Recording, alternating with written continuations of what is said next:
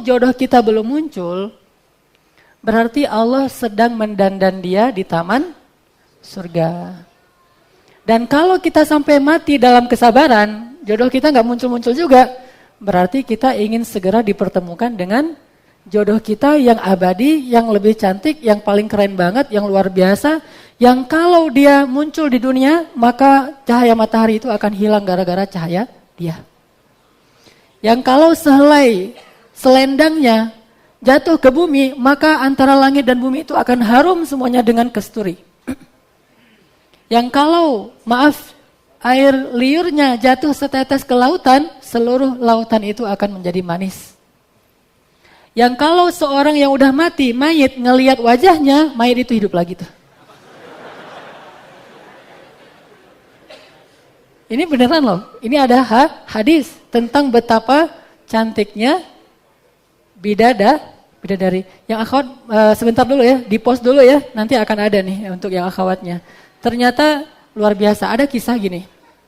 Seorang ahli ibadah, orang yang sangat solih, dan dia belum menikah. Kan banyak tuh ahli ibadah yang belum menikah. Salah satunya ulama yang sampai wafat belum menikah itu siapa?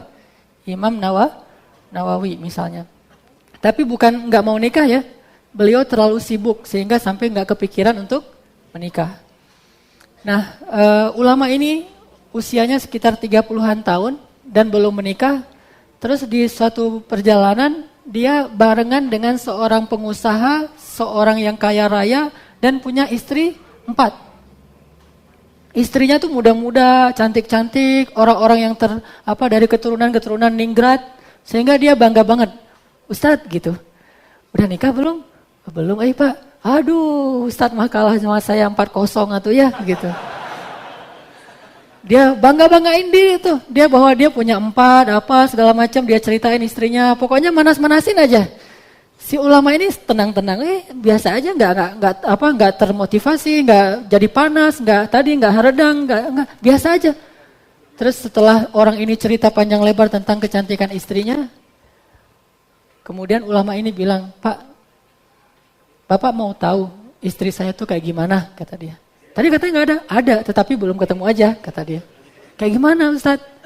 Istri saya itu perawan, dan Allah menciptakannya itu bukan dari tanah, tapi menciptakannya itu dari za'faran, menciptakannya itu dari kafura, menciptakannya itu dari bahan-bahan yang semua bahan ini wangi. Kalau tanah wangi enggak? Biasa aja kan? Makanya kenapa manusia itu butuh parfum? Karena kita diciptakan dari tanah. Ya gitulah, bau tanah lah ya. Secantik apapun tetap aja tanah. Kita juga sekeren apapun tetap aja tanah. Sedangkan ini diciptain bukan dari tanah, dari bahan-bahan yang memang dia udah wangi gitu. Sehingga nggak butuh parfum. Justru kita yang ngedekatin dia biar kita keikut wangi. Diciptakan dari za'faran, dari misk yang wangi. Seperti saya bilang tadi, kemudian dia bisa dipandang dari balik tirai. Kalau kita memandangnya dari balik tirai, maka saking putihnya dia, kelihatan seluruh tubuhnya. Bahkan kalau dia minum, kelihatan air mengalir di tenggorokannya. Pengusaha tadi mulai bingung, nih orang kayak gimana, secantik apa nih cewek yang diceritain. Udah gitu kalau dia keluarkan satu jarinya di tengah kegelapan, maka kegelapan itu berubah menjadi siang yang benderang. Yang kalau dia bersuara, maka orang yang mendengar suaranya langsung mati. Kalau dia memperlihatkan wajahnya bagi orang yang sudah mati, orang yang mati tadi hidup lagi tuh.